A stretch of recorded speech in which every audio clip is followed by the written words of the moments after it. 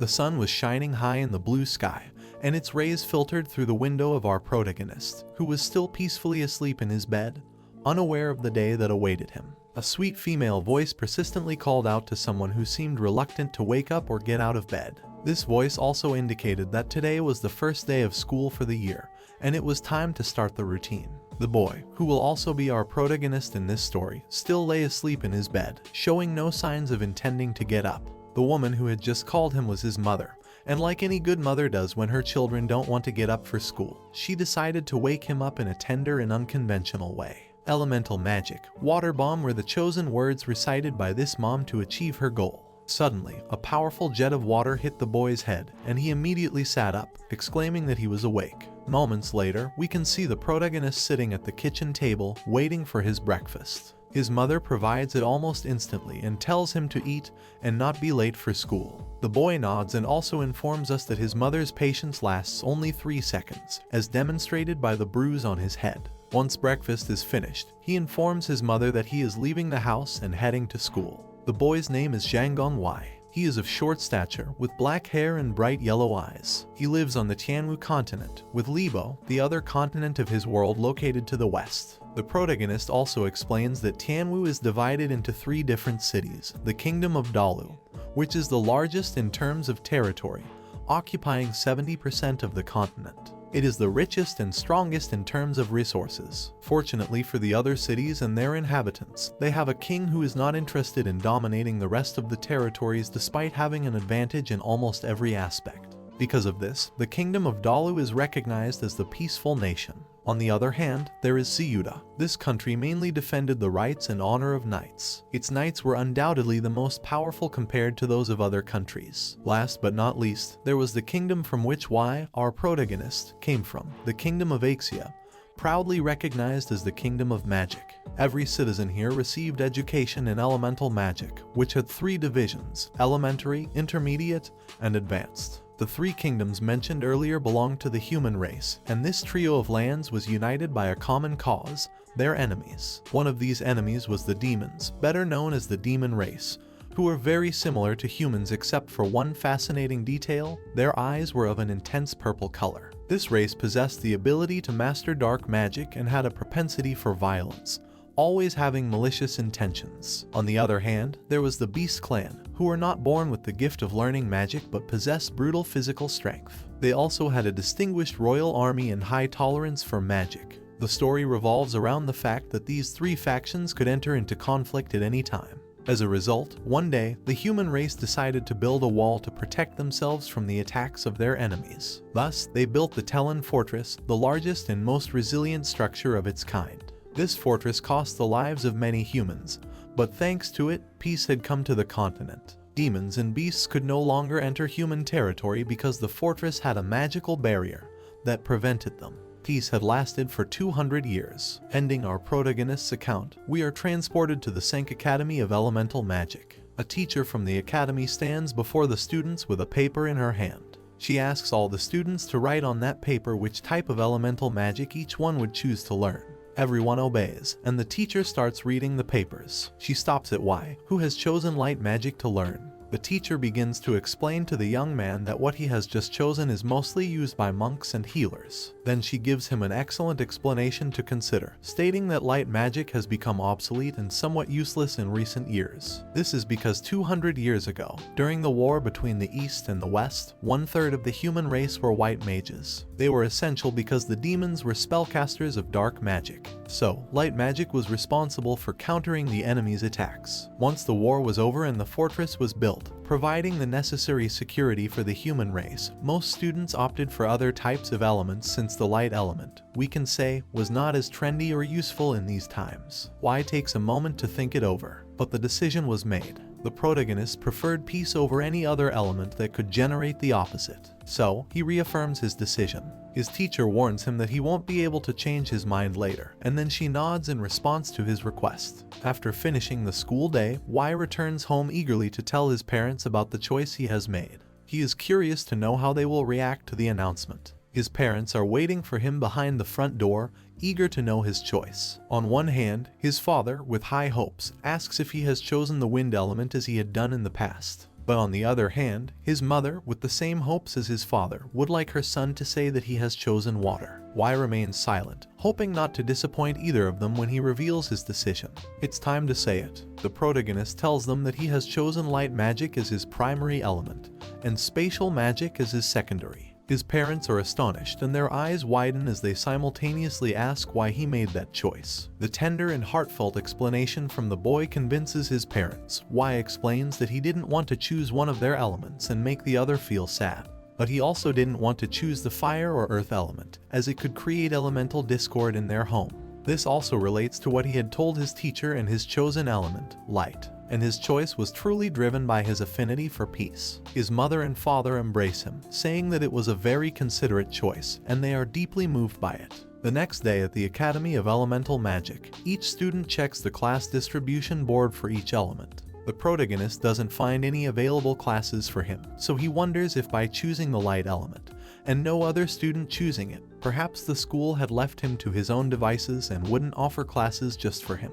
While his thoughts were working against him, his teacher appears in front of him and asks him to please follow her. They walk, and it turns out that due to very few students and teachers specializing in the light element throughout the academy, they had decided to assign a specialized teacher to him, and Professor Zhu would be in charge. After walking for a while, they reach Professor Zhu's classroom. The teacher indicates that the young man is ready to begin, and the professor gestures for him to enter. Y is paralyzed when he sees how powerful Zhu is, a tall, slender man with a serious face. He has long white hair that gives him an air of wisdom and importance. Standing firm with his hands behind his waist, he makes all the books around him float in the air, open where he needs them to, and later return to their original places. Zhu slowly approaches our protagonist. When he is close enough, he coldly observes him and asks if his name is Zhang Gong.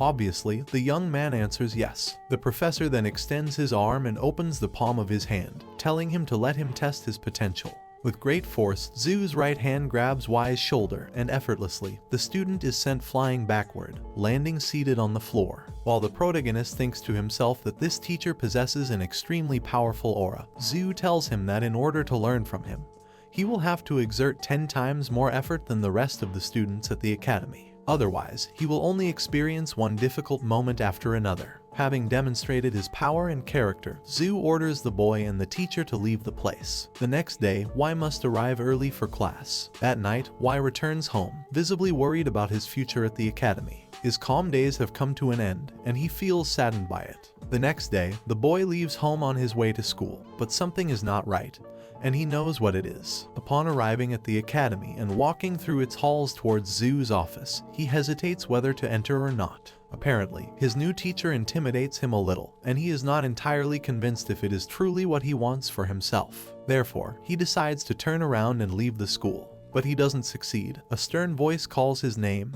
Zhang Gong. The protagonist turns slowly and timidly, and yes, it is what he expected but didn't want to expect. The teacher Zhu. Zhu gently tells him that he arrived late for his first class. Y nods without opposing and honestly explains that he overslept while bowing in apology. Zhu dismisses this and ironically responds that he must still be sleepy, so he orders him to go to the academy's courtyard and run 5 laps around it to fully wake up. Y says he doesn't want to do it, stuttering nervously since 5 laps around the courtyard could end his life due to his poor physical condition. But since he has no decision-making power and doesn't want to oppose that strict and eerie teacher, he starts running as ordered. The protagonist begins jogging as instructed, but little by little, he decreases the intensity with which he was doing it. And his life is so coincidental. Just at that moment, his teacher appears on the scene only to catch him slacking off. Zhu tells him that he won't tolerate laziness from him, and to encourage him to regain the initial pace, he performs a white magic spell that summons a fierce tiger 10 times larger than its usual size. He warns Y that if he doesn't want to be eaten alive by the animal, he should start running. Once Y finishes the physical training in which he literally had to run for his life, he collapses on the ground, exhausted with shortness of breath. Zhu tells him that his attitude is truly despicable and pathetic. This annoys the boy, who stands up, and although his thoughts tell him to shout at Zhu, calling him a lousy and ill-tempered teacher who only seeks to humiliate him, all that comes out of his mouth is the word "you." Zhu turns and stares at him, asking what he has to say. The student is frightened by his superior, and ends up telling him that he never imagined having such a handsome and incredible teacher, and for that reason, He will study hard to learn everything about him and make him proud. Zhu ignores the sweet words of the young man and informs him that he knows very well that he is a poor student when it comes to studying. Therefore, he also decides to incentivize him to study by handing him a giant red-colored manual and requesting him to memorize it from cover to cover to avoid feeling ashamed of himself. The protagonist's eyes widen in surprise at the teacher's request, already anticipating the suffering he will endure studying that manual. As if the bad news for him wasn't enough, Zhu sets the deadline for memorization for the next day, or else he will be forced to run again with his friend, the Light Tiger. The protagonist feels knocked out by what has transpired, and as he returns home, he thinks that he no longer feels the same eagerness as before to go to school. Once he arrives home, he passes by his mother and informs her that he has returned. His mother finds it suspicious that he has come back so early and notices his dejected state, so she asks him what happened in class today. Y replies that it has been a tough day and that his teacher has given him an impossible task. At this point, his father approaches, who had also been paying attention to the conversation, and promises to help him with his impossible task. He and his son sit on the couch, and his father begins to read the book to him, summarizing the most important parts and explaining them in his own words to make it more bearable and easy to understand. Meanwhile, his mother, observing her family from the kitchen, offers her support to both of them. But there is a specific incentive for the head of the family. If their son doesn't learn the theory of the book well, he will have to deal with her water bomb spell. In the end, one of those mothers who don't pressure their children to learn. Moments later, after the explanations given by his father, the boy responds that he now understands things much better. The next day, it's time for Y's classes at the Sync Elemental Magic Academy. Zhu waits for him as usual, standing tall with his hands on his hips. He has a serious and somewhat arrogant demeanor. The class begins by asking the student about basic knowledge of magic. In this case, the question is about what magical power depends on. The protagonist answers that it depends on the mage's level. The answer is correct, but there is no praise for the student. Instead, the teacher asks a second question.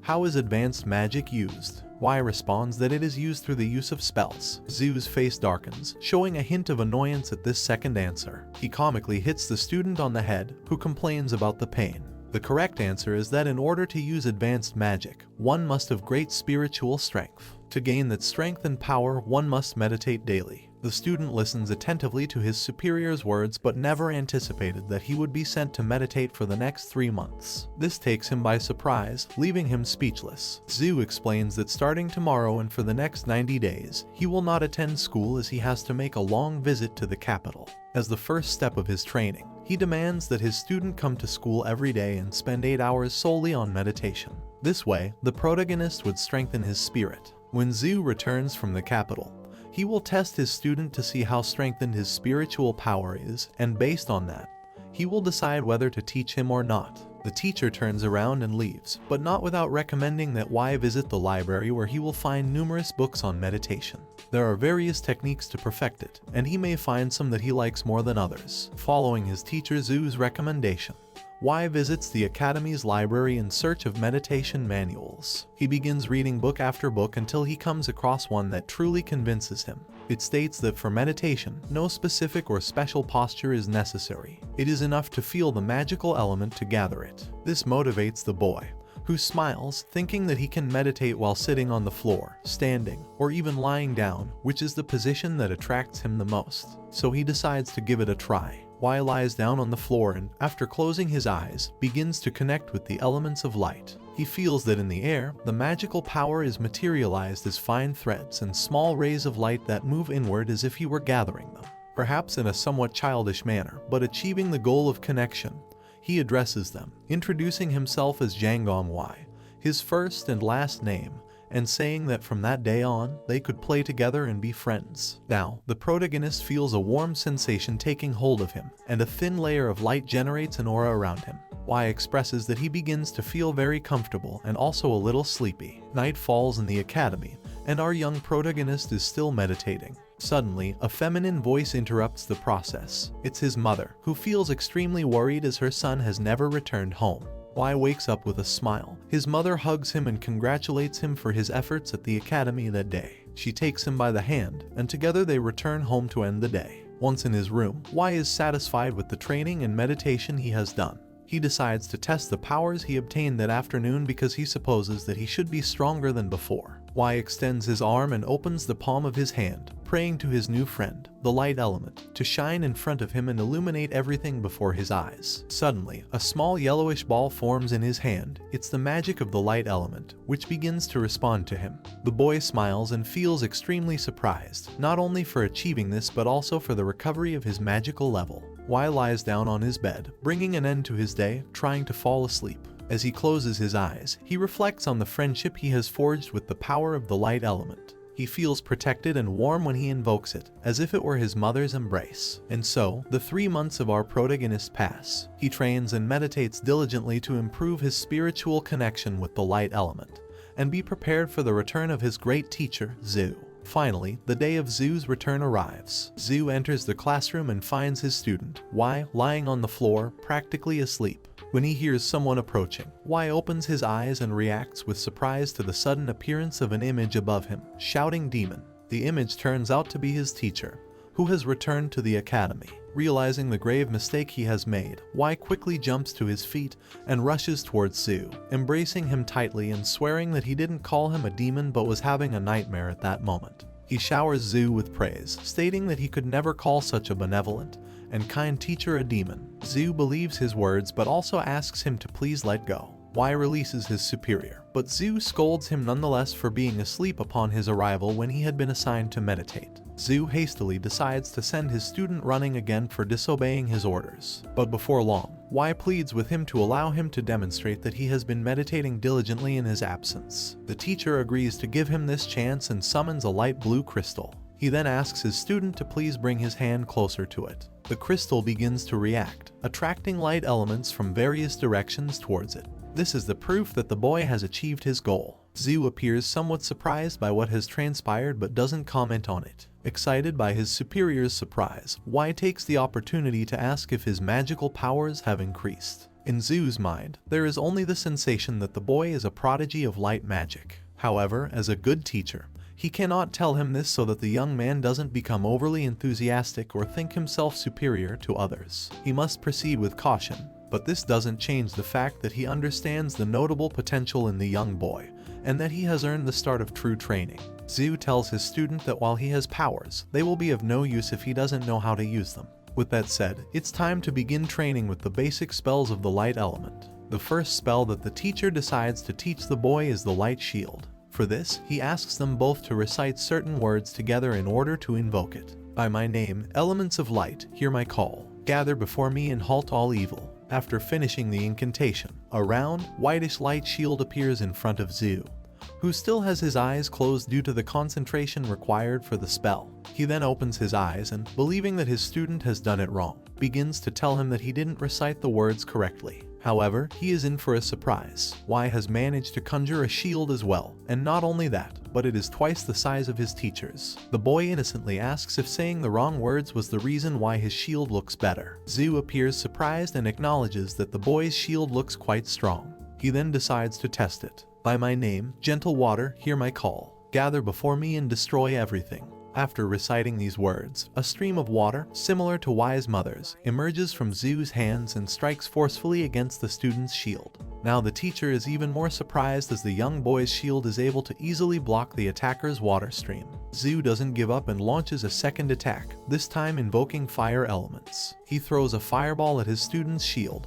but again, it fails to penetrate. The attack is withstood. Zhu feels surprised but doesn't want to show it in front of his student. However, he finds it extremely curious that the boy has been able to master magic in just 3 months, something that took him a year of practice. Y, feeling guilty and as if he has let his teacher down, confesses that he can no longer sustain his light shield and ends his spell. He then begs for his teacher's forgiveness. Zhu tries once again to summon his light shield, attempting to cast a better spell than before, but the results are the same. The shield remains the same size and strength as before. Now, there is no doubt in Zhu's mind that this young boy will become an excellent mage and that in the not too distant future, he will be entrusted with blessing the land of Tianwu. Zhu tells his student that after tomorrow's classes, they will continue practicing the invocation of basic spells. The practice promised by the teacher takes place. Y once again creates a light shield, the same kind he had shown to be completely effective, and uses it to defend against his teacher's basic attacks. Zhu tries casting water elemental magic using the water bomb spell, the same one the protagonist's mother used to wake him up when he was late for school. Now Zhu conjures wind elemental magic and uses magical wind to strike Y's protective light spell,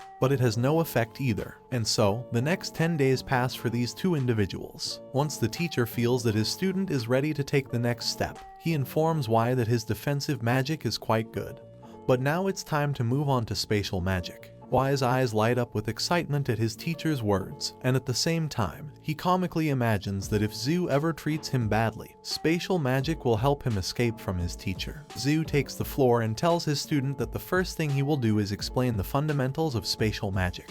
With Y's attentive ears, Zhu begins his explanation. Spatial magic is divided into two categories: movement magic and attack magic. The distance of movement depends on each individual's level of magic, and the precision of those movements depends on each person's spiritual power. Within spatial magic, movement magic can be called teleportation. Teleportation can be divided into three types: short range, medium range, and long range teleportation. Short range teleportation is used to dodge enemy attacks and reappear in a nearby area without moving too far from the opponent. It is the most commonly used type. The other two levels of teleportation are rarely used by today's mages. Now it's time for the teacher to show off in front of his student and demonstrate the power of short range teleportation.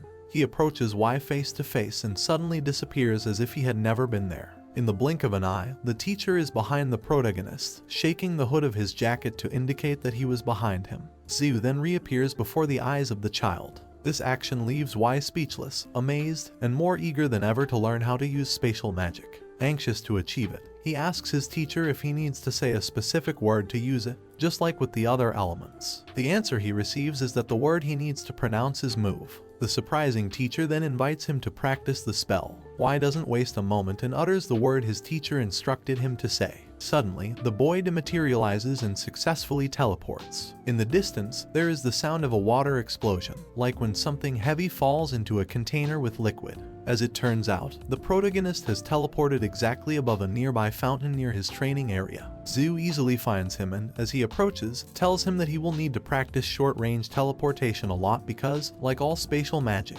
it is very difficult to master. The protagonist gets to work and starts working hard on teleportation from that moment on. Y starts moving in very short distances until he can master the precision. After this, he dares to perform longer movements, around 20 to 30 meters. However, this takes more time and effort, delaying his progress for a few months. Later on, once he has mastered the first distance, he dares to attempt teleportations of up to 50 meters and succeeds in mastering them as well. That was the protagonist's life for the following year, until one ordinary day, he attends the Magic Academy for training, but he is intercepted by Zhu before they start. His teacher tells him that he has practiced enough during the past year and that his movements are precise enough to move on to the next level of difficulty. He asks Y to accompany him to the new training ground. Upon arriving there, in front of the protagonist's eyes, there are dozens of tall wooden poles, each with a bag attached containing a heavy material inside. These bags move from side to side, colliding with each other and hitting the other poles. Zhu tells him that the objective in this training ground is the following,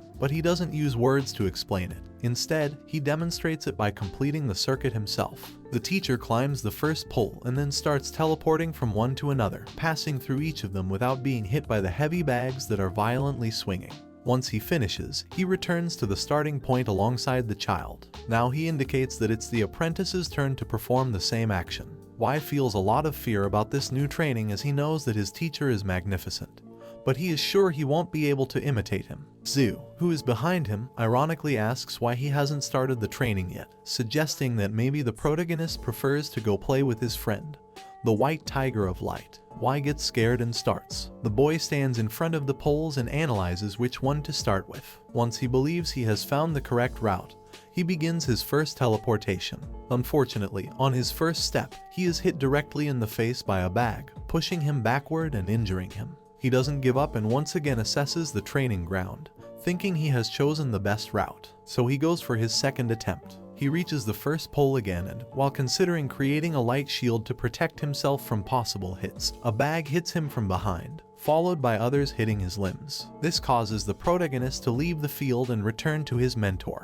Y apologizes to his teacher and requests permission to go back home as he believes he won't be able to complete this phase of the training. Zhu firmly rejects his request and tells his student that he won't be allowed to leave the training ground until dusk and, in the meantime, he must keep trying. The decision annoys the young protagonist, who internally fantasizes about a lightning bolt striking his teacher. Suddenly, the scene darkens, and a lightning bolt appears from the sky, heading towards Zhu.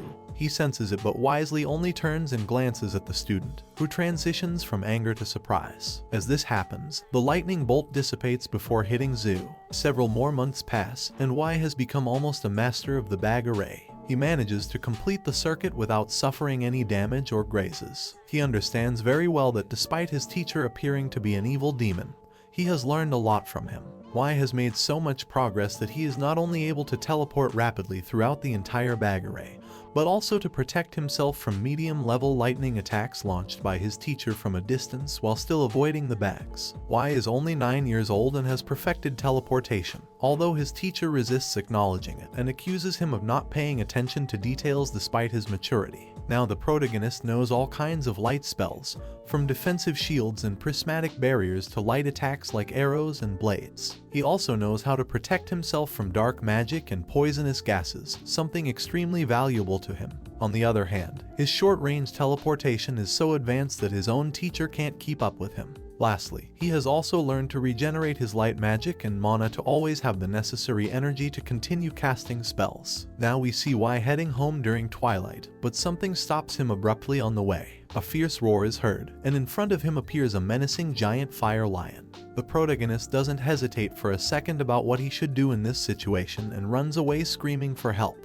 The child couldn't understand how a demonic beast could be so close to the village. Was that even possible? Y insists on getting help, but apparently no one hears him. It is at this moment that a memory of his teacher Zhu appears in his mind. His mentor had told him that the best way to test himself as a mage was to face challenges instead of running away from them. This makes the child react, and he abruptly stops his escape, bravely turning towards the beast. Now it's time to confront the fire lion, putting into practice everything he had learned. At first, the lion breathes fire, and the protagonist counters with his light blaze, hitting it but not causing as much damage as he expected. The lion attacks again, spewing powerful flames from its mouth, but the child knows how to defend himself well and uses the prismatic shield of light to avoid any harm, then counterattacks with the light blaze once more. This time it hits the lion's face, apparently causing damage. Y notices that the wild beast is starting to run out of magical energy to breathe fire, and he becomes confident in this. He teleports a few meters away from it, planning to launch a surprise attack, but it doesn't happen.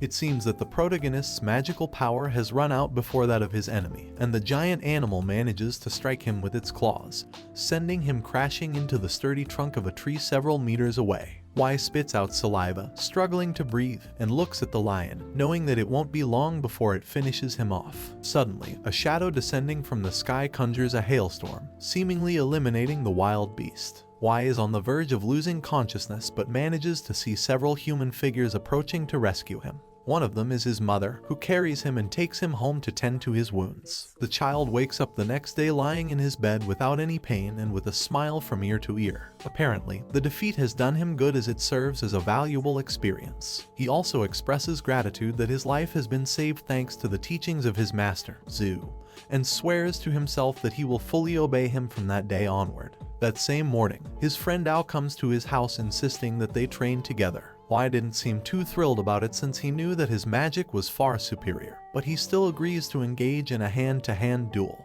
Ao launches his first water elemental attack, which is effortlessly dodged by the protagonist, who counters with his light attack, automatically knocking out his friend. Now Ao asks him where he learned to be so fast in evading, so it's the protagonist's turn to show the training matrix to his friend. Once they arrive at school, Y shows the training circuit he has been using over the past few years with Professor Zhu, and invites Ao to give it a try. Y temporarily takes on the role of a demonic teacher as he watches his friend get repeatedly hit by the violent training bags. After a month of practicing in the bag matrix, his friend is now able to stay in it for an hour without being hit. He says he has improved a lot. Y nods, knowing that Ao only avoids the hits from the bags due to his physical movement. Y doesn't forget that his friend doesn't possess the teleportation ability. Now the kids discuss the upcoming final exams in the current year. Y says that if they are about defense and evasion, he won't have any problem getting excellent grades and being able to study at a high-grade academy, although he fears that they might be attack exams because he is convinced that he will mess up and possibly fail, being sent to a Class D academy. At that moment, the teacher appears behind them and brings news for the protagonist. Ao greets Zhu politely and very nervously, then hurriedly leaves the scene before the teacher has a chance to give him a class that would leave him exhausted or simply make him play with his friend, the White Light Tiger. Zhu informs Y that he has been in the capital city to enroll him in the entrance exams for the Royal Intermediate Magic Academy. The protagonist's eyes widen automatically as his superior's comment takes him by surprise. Anxiety takes hold of him, and he asks for permission to go home and tell his parents about what has happened. Zhu tells him not to bother going alone since he will accompany him and personally discuss the matter with his parents. Later, we can see the child trying to eavesdrop or listen behind the door where his teacher is having an extensive conversation with his parents. Zhu informs Y's parents that he has enrolled their son in the Royal Intermediate Magic Academy. But his mother reacts with a sad gesture and tells him that they don't have the money to pay the tuition for that place since it is very expensive, and they are just commoners. On the other hand, the father says he is willing to give up everything for his son and will do everything possible to pay the tuition, although deep down they are just words of love for his family. He knows very well that he has no way to come up with the corresponding sum of money. With all the respect that Y's parents deserve, Zhu tells them not to worry about the tuition because he will take care of paying it in full. The reasons are mainly that the child has advanced and learned too quickly, so he knows that at any moment he could be surpassed by his student, and he will have nothing more to teach or improve in the young boy. He also points out that Y is the most powerful student he has trained in his entire life. The parents feel deeply grateful to the teacher, and the meeting ends. Zhu leaves Y's family's house and comes across the child, who has been just inches away from interrupting the conversation out of sheer curiosity. The teacher tells him that he doesn't need to worry anymore and that his parents have accepted the offer from the Royal Intermediate Magic Academy, so now it's up to the child to decide whether he wants to do it or not. Without a second thought, Y accepts, as he trusts in his natural talent for magic. Zhu bids farewell to his student, informing him that they will depart for the capital the next morning. Y says goodbye to his teacher and confirms that he will be waiting for him tomorrow. The night passes in the blink of an eye, and the day of our protagonist's departure has arrived, marking the beginning of what could be his great life. His parents embrace him and cry with excitement in their hearts. They both ask him to please obey his mentor and perform well in the entrance exam for that highly reputable academy. They wish him luck and ask him to bring prestige and honor to their family. Ao is also with them, greeting him eagerly, looking forward to his return so they can continue learning and practicing together. Zhu and Y are already on their way to the capital, where the Royal Intermediate Magic Academy awaits them. The boy asks his teacher how far they are from their destination, and the master responds that it's about 1,000 kilometers away. The protagonist suggests using teleportation magic to advance much faster on the journey, but Zhu denies him and tells him they must walk to the destination. However, he mentions that he can teach him 2 new magic spells during the trip. Radiant Binding and Cutting Light Sword are the learning objectives for the protagonist until they reach the Royal Academy. Zhu says that if he doesn't study well,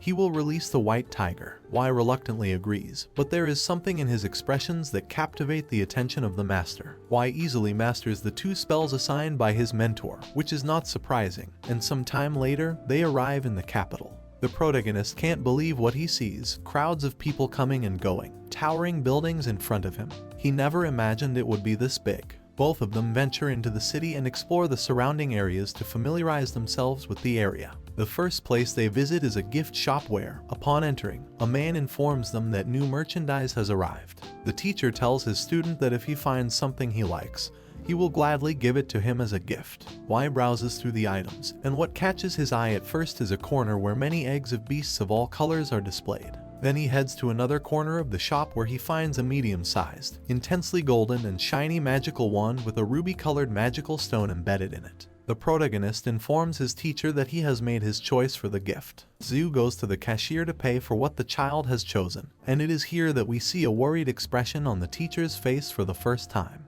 It turns out that the magical wand his student has chosen has a value of 50 gold coins, exactly half of his annual salary. But promises are promises, and Zhu ends up paying the requested amount. Both the student and the teacher have arrived relatively early compared to the exam schedule. Y asks why they arrived so early, and Zhu responds that they arrived in advance just to observe the place. The morning passes without anything else to add, and noon arrives. Suddenly, a voice calls out to all those who have registered for the entrance exam.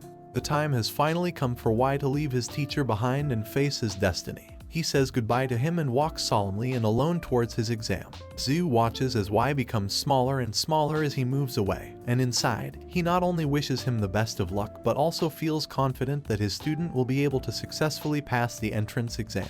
Y immerses himself in the crowd of people. There is a long line of young people ready to register for the exam. Near him, two mages from wealthy families belittle the protagonist of this story, saying that his attire is completely outdated and that he must be a commoner who will probably not make it past the first round. Once all the students have been registered correctly, each of them is assigned a number, and now they will start entering as the examiners call out the numbers that have been assigned to them.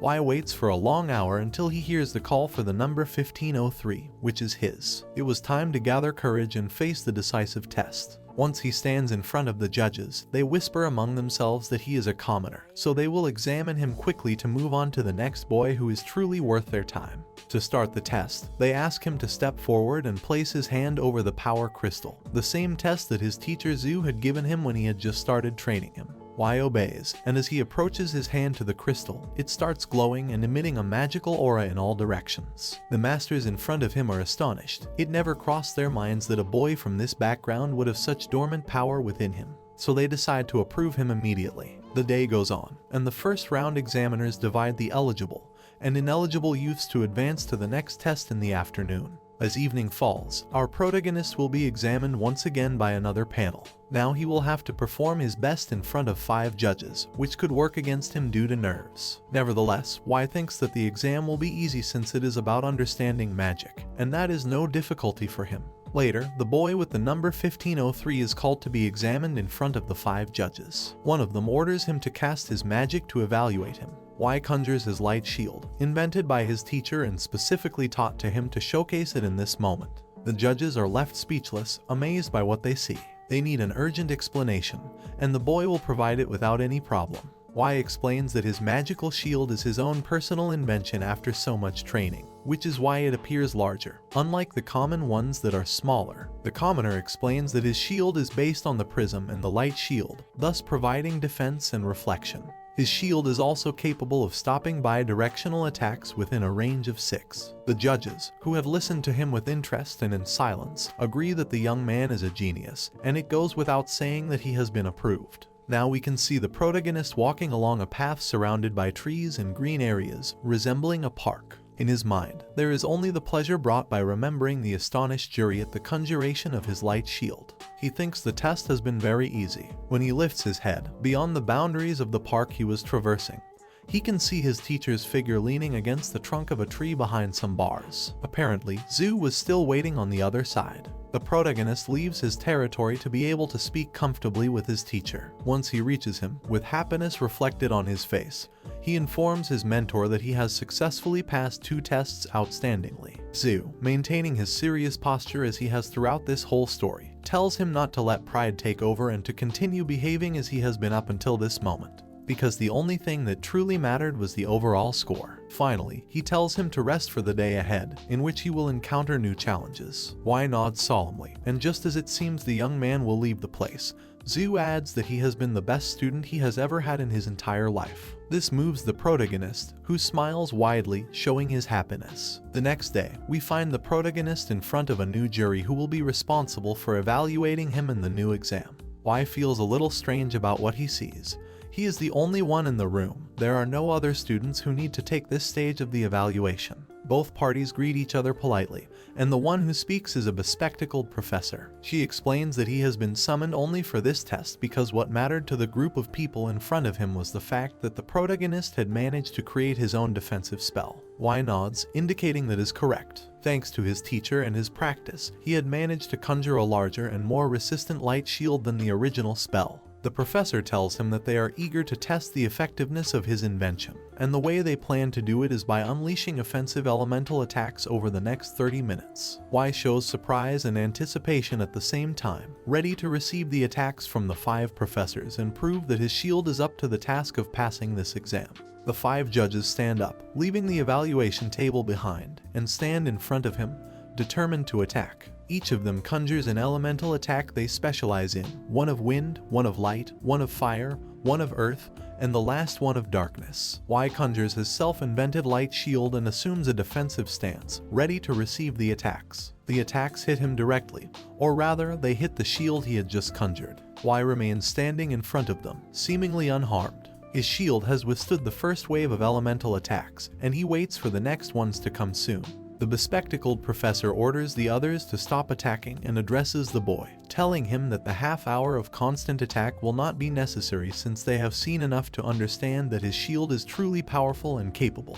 She then indicates that he has passed the test. Y, in Chibai mode, is delighted to hear that and is super happy to have achieved it. Before leaving the place, the professor mentions to the student that for some reason, she also specializes in spatial magic. Y responds that it is correct, and though it may seem a little embarrassing to admit, his teacher says his escape ability is top-notch. Now the protagonist leaves the examination room after properly greeting the examiners, his chest filled with courage, and in his mind, there is only the image of the Royal Intermediate Magic Academy, which is getting closer and closer to him.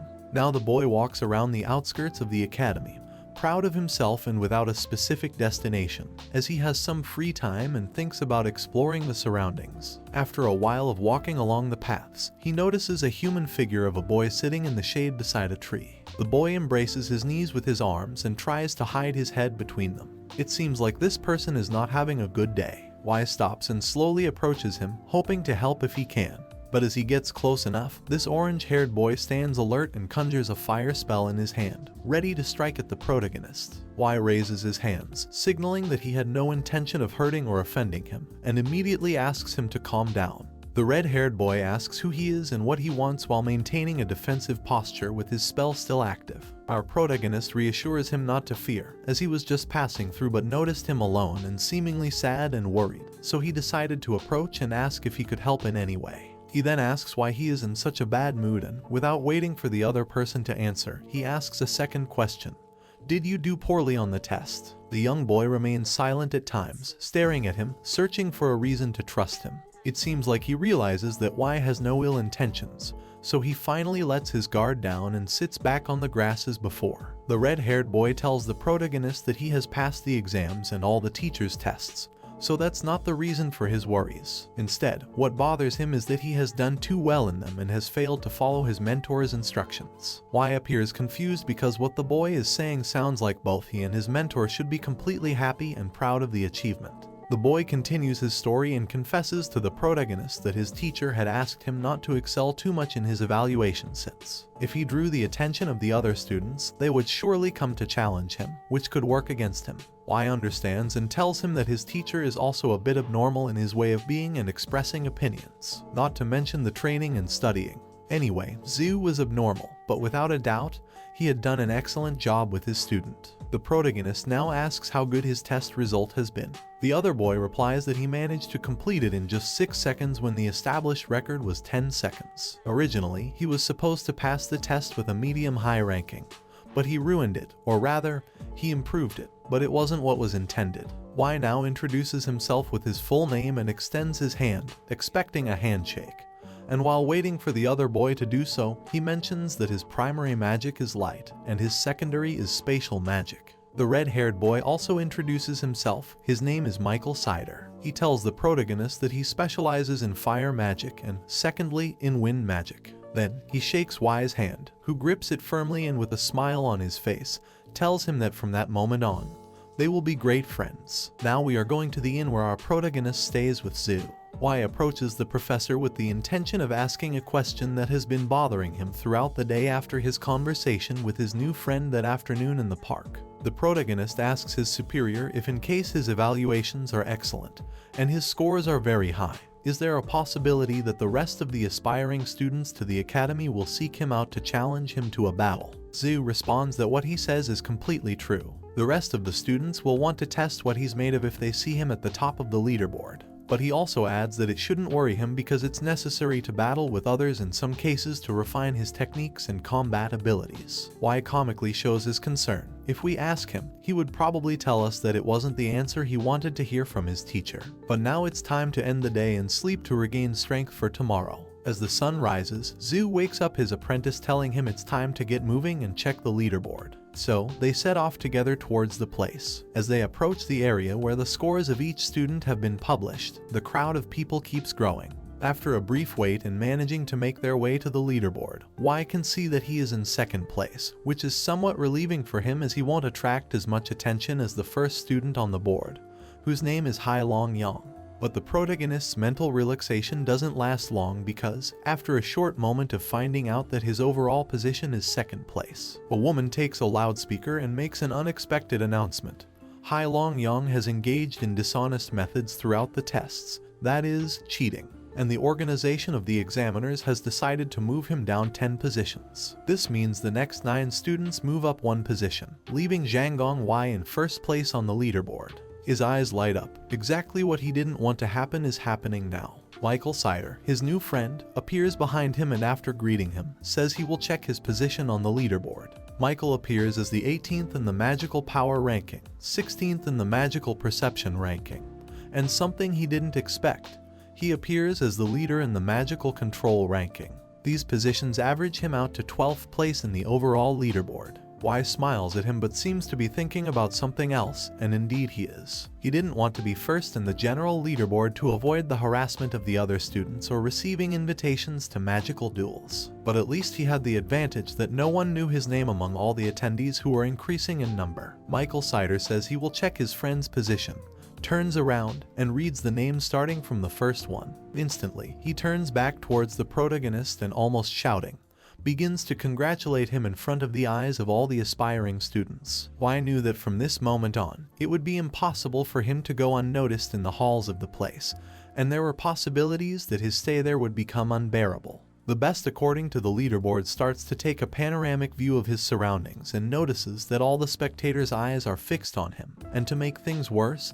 they observe him aggressively with a mix of anger and envy. The protagonist tells his friend that he will get revenge for this, but right now the best thing he can do is to walk away from the place taking long strides. The rest of the students don't lag behind and run after the protagonist, asking for a battle to test his power. Y simply flees and screams for his teacher. In the end, it was as his friend Michael had said. He didn't have to excel in the tests for these things to happen. Y reaches the inn and hides inside, waiting for time to pass and for the others to no longer want to challenge him. Shortly after arriving at the inn's door, it opens, and our protagonist panics, thinking that someone had managed to enter his accommodation. Luckily for him, it was his teacher who was visiting. Zhu tells him that there are many people outside eager to fight him in a magical battle. The boy stands up and tells his teacher that he wants to go home.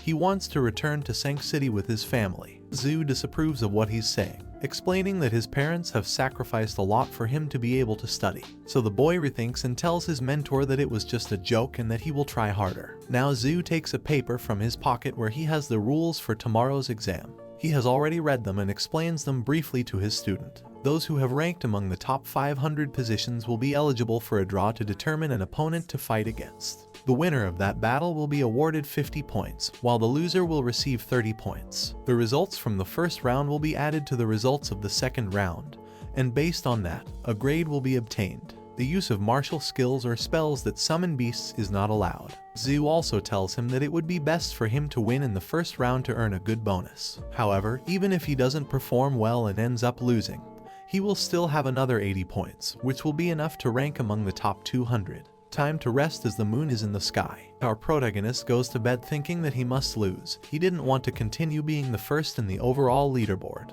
The next day, in the combat arena, the announcer begins the draw for the matchups. The first battle will be between the first in the overall leaderboard and the 12th, which means Y versus Michael. The protagonist is still upset with Michael and changes his mind about losing the battle to avoid being the first. He prioritizes revenge for what his opponent did the previous day. On the other hand, the red-haired boy is consumed by nerves and fear. He doesn't want to face Y in any way, but at this moment, Y is inviting him to step onto the stage to fight. Y is on the platform waiting for his opponent, who doesn't seem very determined to step up. The audience begins to murmur in disapproval, and the announcer calls out the 12th ranked student for the second and then the third time.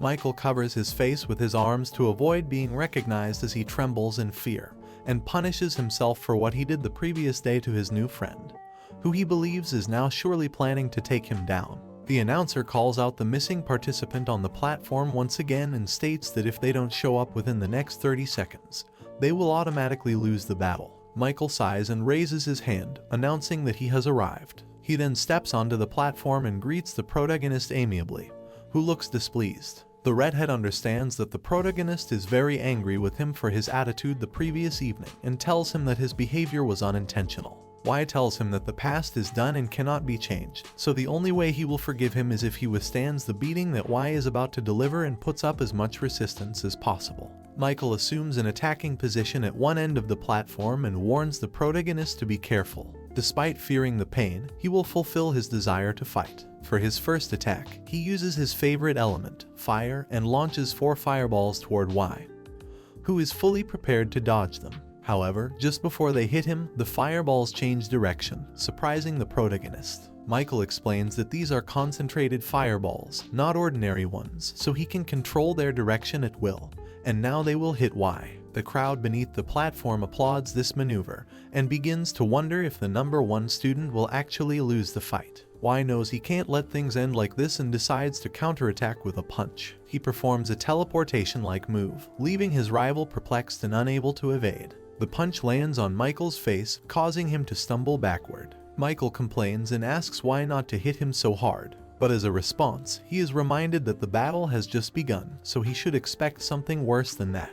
The concentrated fireballs of the redhead begin to explode in the air. Everyone here has lost concentration thanks to the protagonist's punch. The audience rushes to seek shelter to avoid getting burned. Michael starts gathering magic and tells his friend that he regrets having to do what he's about to do. He invokes flaming meteors and sends them straight ahead to collide with the protagonist, who must act quickly to defend himself. Y moves backward and focuses his energy on his light magic to use one of the spells he has learned along the way, the Blades of Light. He summons them in the air and sends them to collide with the approaching meteors. Both spells collide in the middle of the platform, creating an explosion that blinds the spectators and the fighters. The 2 magistrates seem to be enjoying the fight. A man and a woman in white robes with a very serious demeanor observe the battle and shower both children with praise. These magistrates hold the highest rank among the wizards. The explosion of fire and light continues on the platform. Both energies are propelled by each of the fighters, but something is wrong with them. They feel completely exhausted.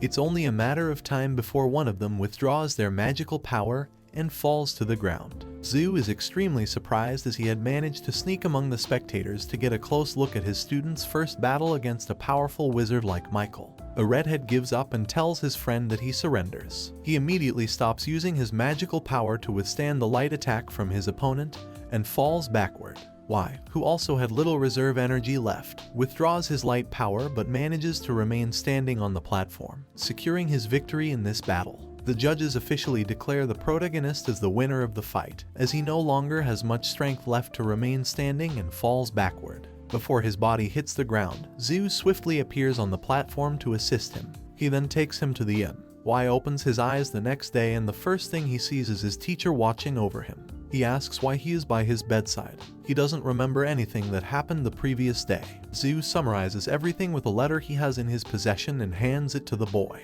The letter reads as follows: Admission notice, first place, Zhang Gong Y. Now his teacher congratulates him as he has been accepted into the Royal Academy of Intermediate Magic. Now all that's left is for the protagonist to go and register and wait for the following week. After that, classes will begin. Zhu adds that he has already taken care of the enrollment and asks Y as a favor to study very hard to succeed. When his teacher Zhu is available, he will come to visit him. Y feels completely excited and happy about his admission, but at the same time, a little sad and nostalgic because his teacher will retire and leave him alone. That's just how things should be. Zhu tells him that he will wander through the kingdom of Xiuda, and before he leaves, he presents him with a bag of gold coins. Y feels a lot of shame for accepting money from his teacher. Then Zhu tells him to keep it for emergency situations. Finally, he instructs his apprentice to bring the beast egg they bought at the store as soon as they had arrived. The protagonist obeys, and after a while, he appears with a white egg that barely fits in his hand. Zhu instructs him to initiate the awakening of the egg, so without wasting any more time, the boy uses the magic words to conjure it, transferring his energy to the egg. He then pricks his finger intentionally to draw some blood from the yolk. The egg starts to react, emitting an intense yellow light. Zhu begins to be surprised because this indicates that the beast that will hatch from that egg belongs to the class known as growing. Instantly, a white serpent with yellow eyes and a violet pigmentation running along the underside of its elongated body emerges from the egg, flicking its tongue. Zhu informs the protagonist that this type of beast hasn't been seen for approximately 100 years or more. He will have to take good care of it, not only from other beasts but also from people. These growing type beasts increase their power based on their partner's growth. In other words, as Y increases his power, the beast will also grow stronger. The protagonist feels completely excited and decides to name his new friend Xiao Jin.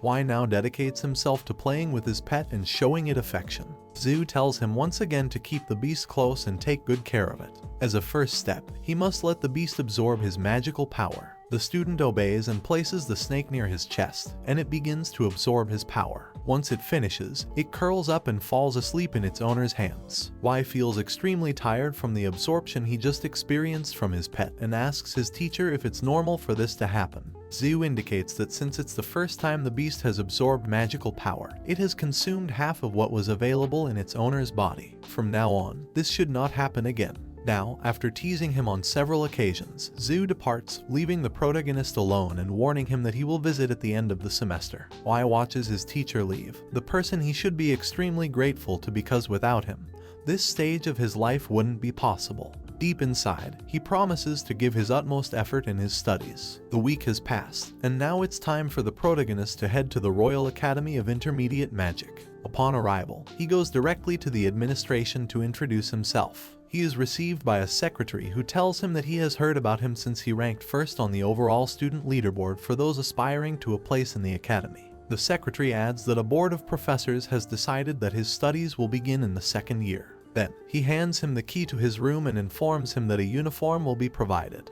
Y goes to his room, room 208, and unlocks the door with the key that was just given to him. Inside, he finds no one, leading him to assume that his roommates were in class at that moment. Since he didn't have much to do on this first day, he decides to kneel on his bed and meditate, strengthening himself and passing the time until he gets to know his classmates. Later, a boy appears beside him, interrupting his meditative state. The boy also tells him that as the first-ranked student, he wanted to duel with him. Y doesn't feel like arguing or engaging in a battle with this new individual he just met, so he cleverly avoids the conversation. The plan the protagonist carries out is to say that he has no chance of winning in a duel, and acknowledge himself as inferior to him. This pleases the student who interrupted his meditation and promises to treat him like a younger brother, without harboring any grudges. The afternoon progresses, and it's time for our protagonist's first class. Before entering the classroom, he comes face to face with someone he already knows. Michael has been assigned to the same class as him, and they will be classmates. This doesn't completely please Y, but there's not much he can do about it. Once inside the classroom, the teacher introduces them to the rest of their classmates, with a special mention of Y, pointing out that he achieved the top position on the leaderboard. Upon hearing this, the other students in the class start murmuring, questioning whether he is truly powerful enough since he doesn't appear to be so. Once the first class ended with nothing significant to highlight, Michael and the protagonist meet outside the classroom, and they share the room numbers assigned to each of them. At that moment, Y's roommate appears and tells him to go back and do his homework. The red-haired boy doesn't take kindly to the attitude the person is displaying towards his friend and tells him that he has no right to talk to him like that. The guy says that Y has accepted him as superior, so there's nothing he can do about it. But Michael doesn't settle for that response and challenges him to a duel, to which the older brother is willing to accept. Just seconds before it starts, Michael conjures two concentrated fireballs of considerable size. Y's roommate is frightened by just seeing this attack, which hasn't even been launched yet, and surrenders. Immediately after, he announces that his father is currently the Prime Minister, thereby implying that Michael would be targeting him. The latter seems unfazed by what the other young man says and asks the protagonist what he should do. The protagonist responds that he should make the decision himself. Woki Nuoshi appears on the scene for the first time, standing between the young men who are about to start a fight. He introduces himself as the representative of the second grade magic class and a wind element mage. Y doesn't understand the term representative, so his friend Michael Sider explains that it means he is the most powerful student in the entire class. Lo now explains to them that every student in the Royal Academy is undoubtedly very powerful,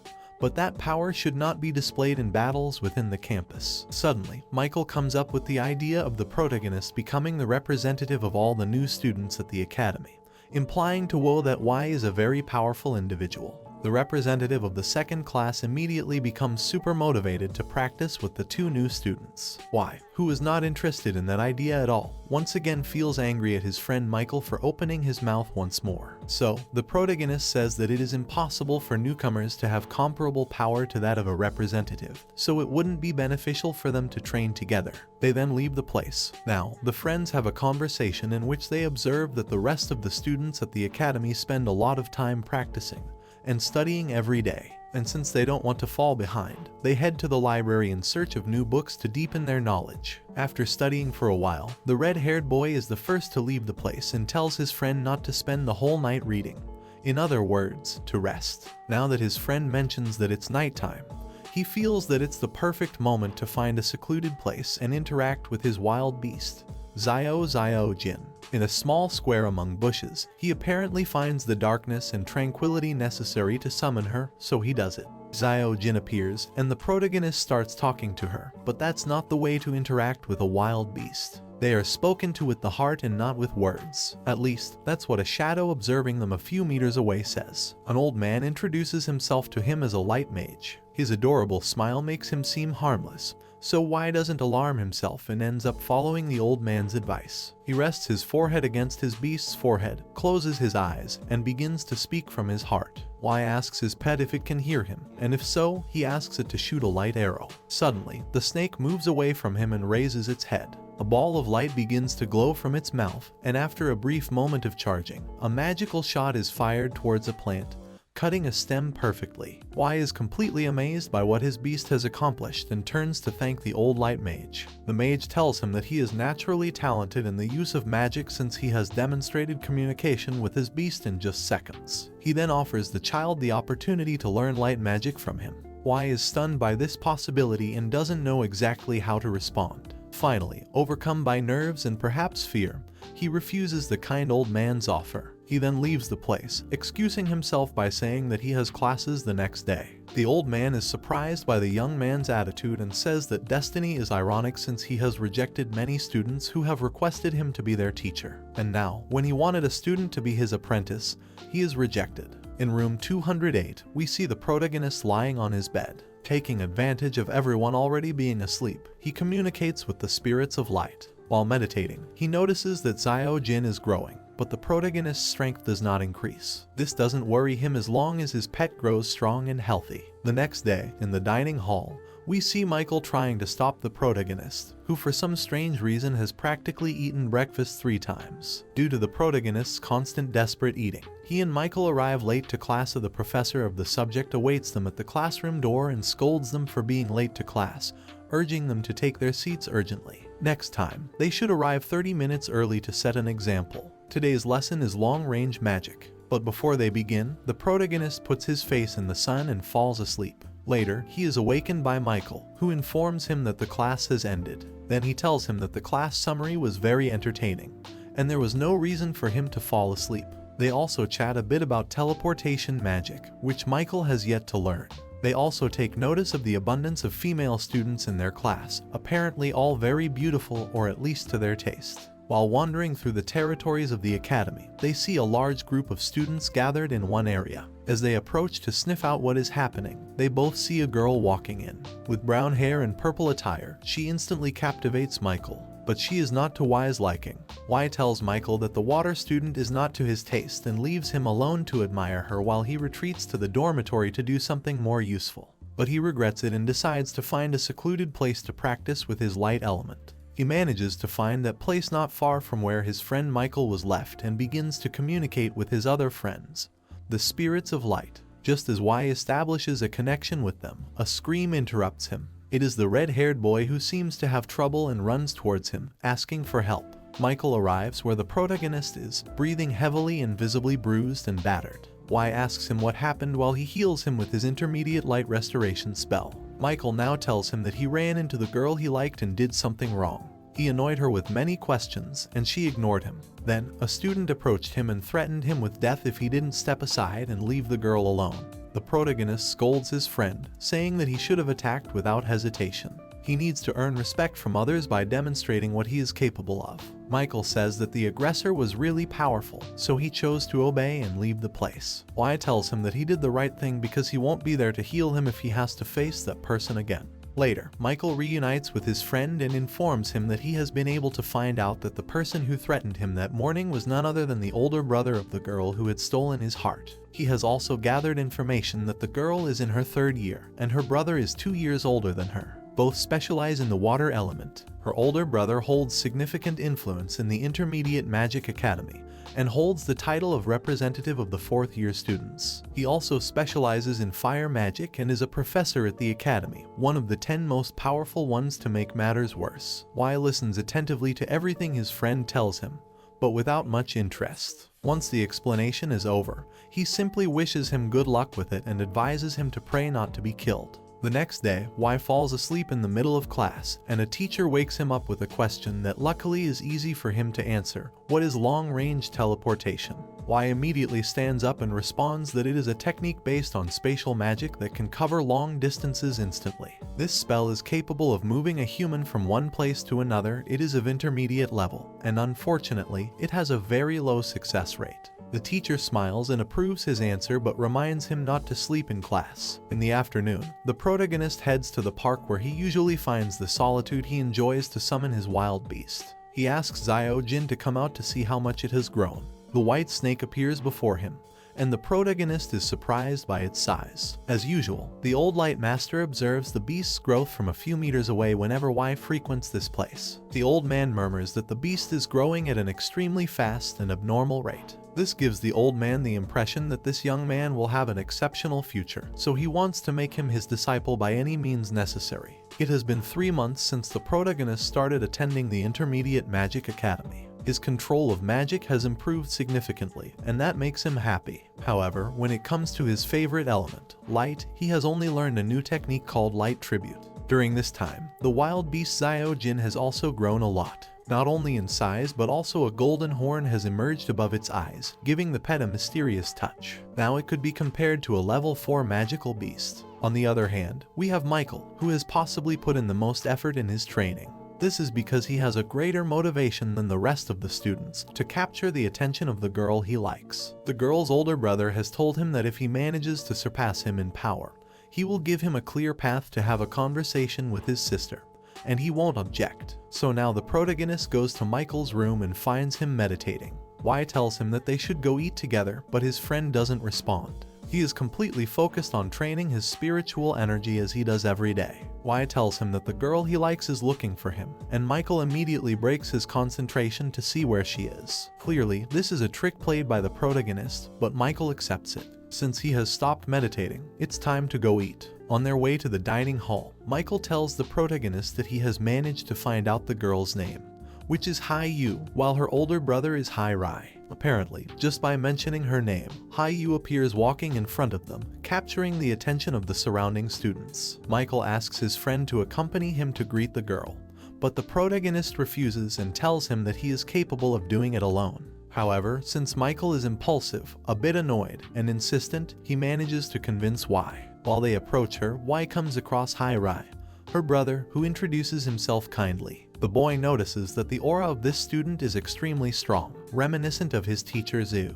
Y shakes hands with Hai Rai and introduces himself as a new second-year student. But that doesn't seem to matter much to Hai Rai, who simply asks if it was him who healed his friend Michael's wounds. And that's how the 5th part of this manhwa ends. If you have reached this part of the video, let me tell you that you have been one of the few people to make it here. So comment the word light in the comments. Remember to subscribe to not miss any videos. With that said, see you in the next video.